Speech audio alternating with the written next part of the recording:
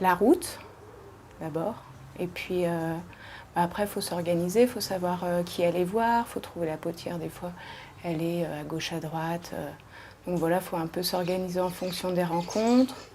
Et puis là, cette année, c'était assez simple parce que finalement, moi, j'étais là juste pour quelques interviews pour compléter le travail de l'année passée.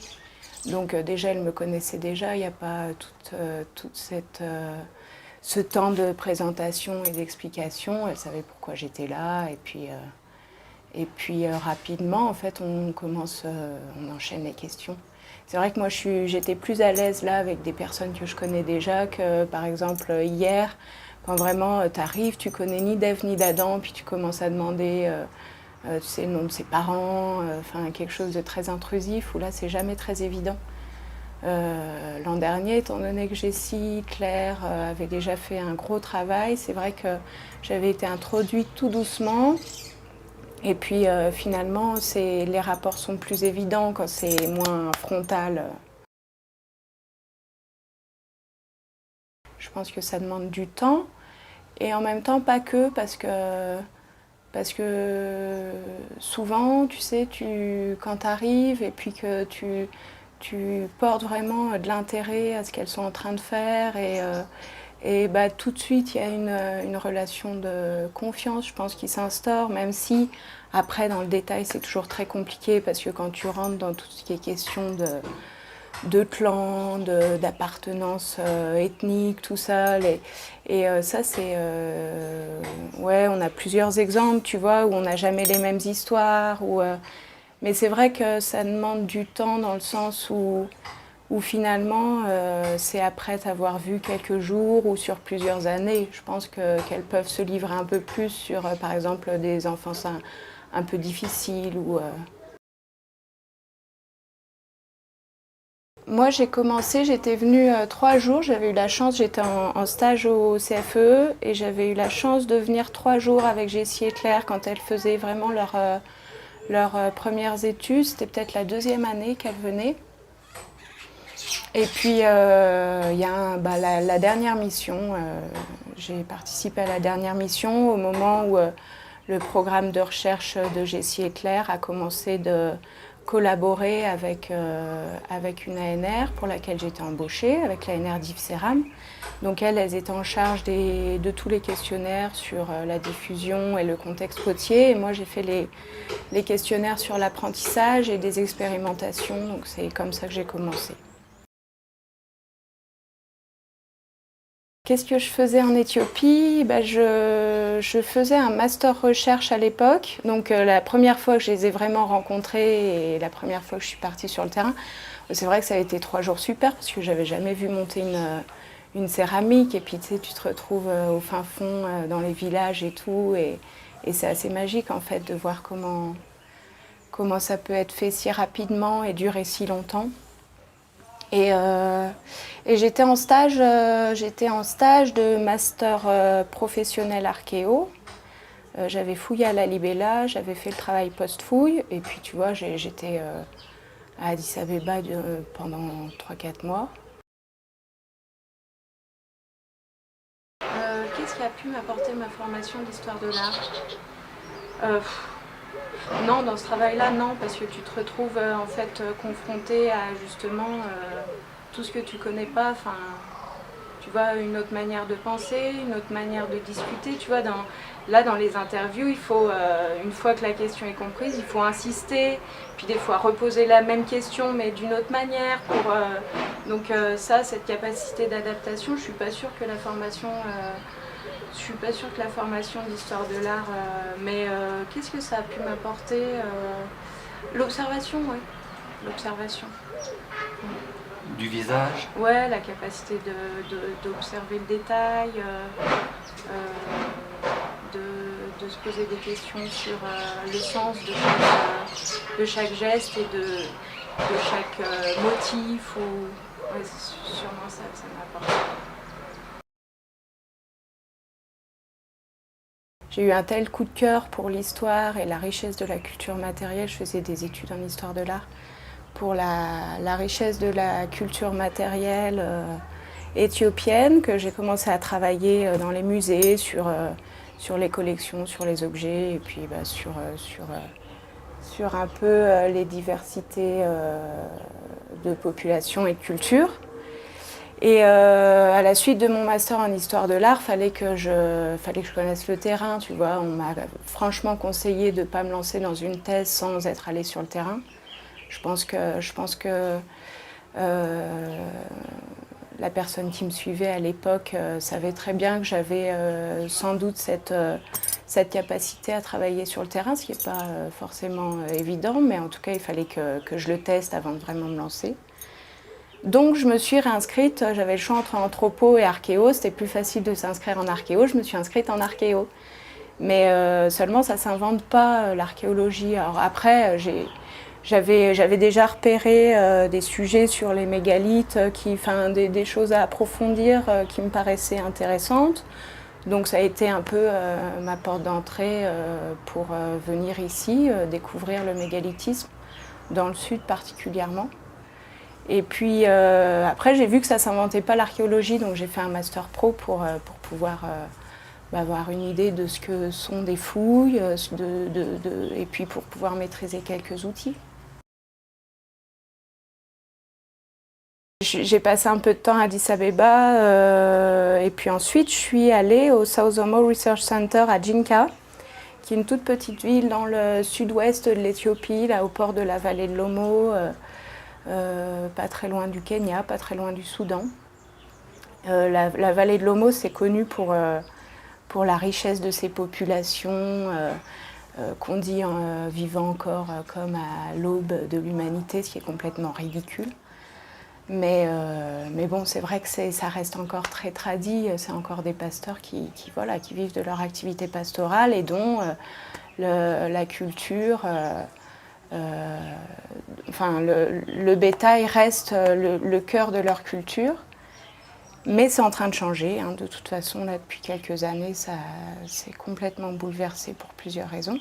Et donc, à Jinka, j'étais là-bas pour faire un petit catalogue, pour refaire l'inventaire du musée, puis faire un catalogue. Et en fait, j'avais envie de documenter à partir de quelle essence de bois et quelles plantes étaient utilisées pour tout ce qui est récipients, vannerie, etc. Et puis petit à petit, j'ai rencontré des gens dans le petit bled, vu que c'est pas, on croise toujours les mêmes têtes. Et puis, il faut vraiment que je déroule toute l'histoire. Non, mais sans. Et du coup, par le biais d'autres amis, j'ai effectivement rencontré mon compagnon qui, lui, travaille à l'hôpital et qui est souvent à gauche, à droite, et qui m'avait dit oh, si tu veux venir faire un tour dans un village, faire quelques interviews, tu peux m'accompagner le jour où je vais visiter des labos. Enfin, il fait différents trucs. Donc voilà, on a commencé à se rencontrer comme ça, à discuter, à boire des bières en rentrant, à aller visiter d'autres coins, et puis voilà. Alors là, c'est tout ce qui est processus d'apprentissage. Alors, pour vraiment documenter l'apprentissage, il faudrait rester 5 ans dans une communauté. Tu vois, par exemple, chez Walaita, il faudrait rester 5 ans, attendre ou rencontrer une communauté où il y a des jeunes de 10-12 ans qui commencent vraiment. Et bon, c'est un gros travail ethno, c'est une thèse quasi. Il y a une japonaise qui a fait ça chez les Hari, où elle est vraiment restée...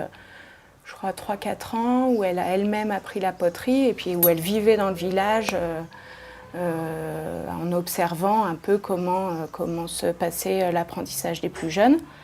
C'est un gros travail. Donc là, le but des questionnaires, c'était d'essayer d'aller à l'essentiel pour documenter le processus d'apprentissage, un peu les durées, et puis voir les différentes étapes. Alors c'est Blandine Brill qui travaille à l'EHESS et donc qui est spécialiste son labo s'appelle GRAC, Groupe de recherche apprentissage et contexte. Elle est psychologue et elle travaille aussi beaucoup sur le geste et sur l'habileté technique. Donc c'est elle avec Valentine Roux, responsable de l'ANR, qui ont conçu les questionnaires. Ah bah après, tu l'adaptes en fonction de chacun. C'est vrai que l'an dernier, c'était plus évident parce que bah, tu sais, tu as une vraie trame et puis finalement, vu que tout est nouveau, tu poses les questions au fur et à mesure. Ça s'enchaîne assez bien cette année. Il me manquait des morceaux comme ça. Ouais, il me manquait des points importants. J'avais une vague idée, mais c'est toujours mieux d'avoir une réponse qui vienne des personnes elles-mêmes. Donc c'était pas évident parce que avec les questions, j'allais tu vois, à l'essentiel, j'allais directement au point que je voulais redocumenter. Et donc là, tu te rends compte que en fait, elle t'avait donné un ordre d'apprentissage. Finalement, c'est plus exactement le même, ça varie un peu. Et puis d'aller directement au point, tu vois, c'est moins évident parce que ça s'enchaîne moins, puis tu passes un peu du coq à l'âne. Donc c'était moins évident que la première fois, mais sinon, ouais, le questionnaire, tu l'adaptes un peu en fonction des réponses et en fonction aussi un peu du caractère des unes et des autres, parce que tu en as qui sont un peu plus dynamiques, d'autres qui sont un peu plus calmes et avec lesquelles tu peux... Souvent, celles qui sont un peu plus nerveuses, c'est moins évident de discuter avec, parce qu'elles sont à gauche, à droite, et donc là, faut vraiment... aller à l'essentiel pour avoir l'info que tu cherches. Moi, j'ai mes questionnaires en anglais quand même. J'ai pas les questionnaires en français que je traduis, mais c'est vrai que la plupart du temps, je pense en... c'est essentiel de toute façon, il n'y a pas vraiment le choix. C'est pas toujours évident. Là, c'est vrai que l'an dernier, j'avais commencé avec une personne qui était très nerveuse aussi. Et qui ne laissait pas forcément le temps aux potières de répondre. Donc c'est pareil, il faut réussir à ajuster. Puis il y a forcément... c'est pas une perte de sens, parce que de toute manière, le sens, il est là. C'est une perte de précision dans le terme. Mais je crois que... même quand on discute entre nous en français, tu vois, là, avec le stress d'être filmé par une caméra, y a forcément, ton cerveau ne fonctionne pas de la même manière, donc tu ne vas pas choisir le mot. Je pense qu'il y a une telle variabilité dans nos manières de communiquer que le sens est là, tu vois, le fond, parce que finalement le rapport, il est fait, puis je pense qu'il n'est pas trop éloigné de la réalité. Mais c'est vrai que dans la précision du terme, mais c'est le jeu. Hein. Ce qui n'est jamais très évident, déjà, c'est de repérer de suite les contradictions pour pouvoir reposer les questions. C'est souvent, en fait, à la fin de la journée, en relisant ces notes, qu'on dit mais non, mais là, pourquoi elle me dit ça alors qu'elle m'avait dit ça? Ou alors vraiment des détails qui peuvent être intéressants, qui manquent. Et c'est vrai que, par exemple, là, cette année, c'était seulement en une fois, mais l'an dernier, c'était bien parce que j'étais avec elle pendant 2-3 jours. Et du coup, ça permet de revenir sur des points de détail qui manquent ou sur des petites incompréhensions. Ce qui est difficile aussi, c'est d'être sûr qu'on parle de la même chose. Et là, le rôle du traducteur et sa capacité à bien comprendre où on va est vraiment important. Et cette année, Téchomé, il a vraiment assuré. C'est vrai que la première journée, le temps qu'il se fasse aux questions et de savoir exactement, même si on en avait un peu discuté avant, savoir exactement le pourquoi du comment, on passe 1 ou 2 heures d'interview. Donc après cette première journée, il savait exactement et il arrivait de manière assez diplomatique, parce que c'est ça aussi. Des fois, les questions sont un peu compliquées parce que nous, on tire les choses un peu par les cheveux pour avoir des points de détail qui peuvent avoir leur importance. Mais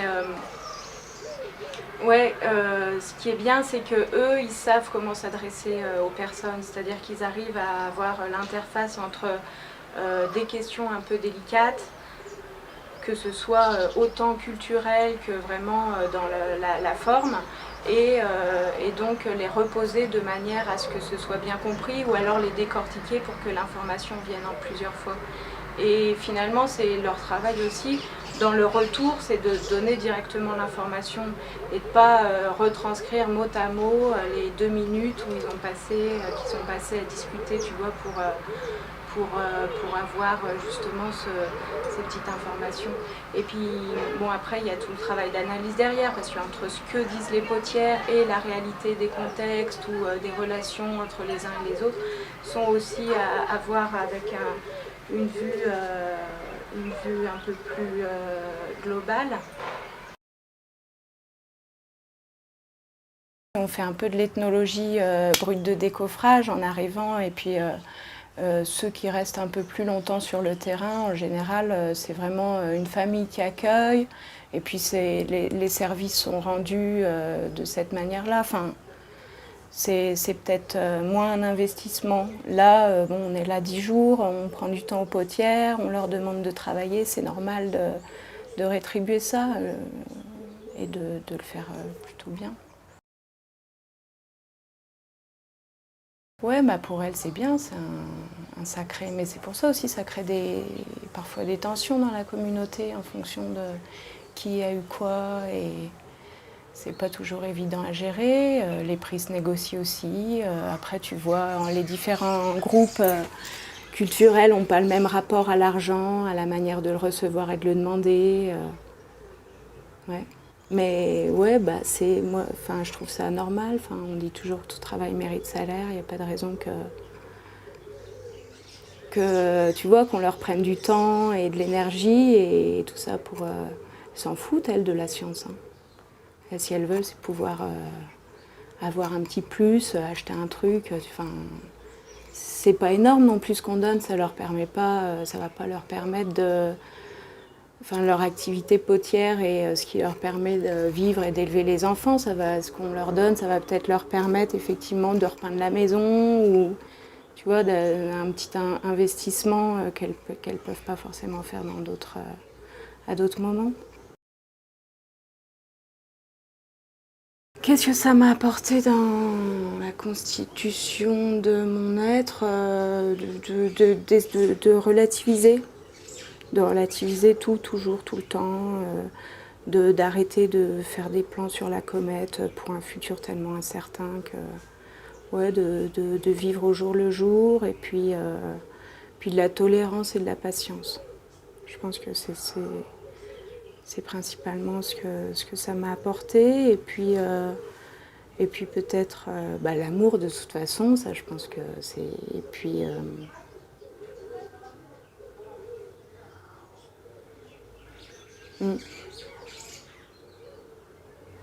Tolérance et patience, ouais.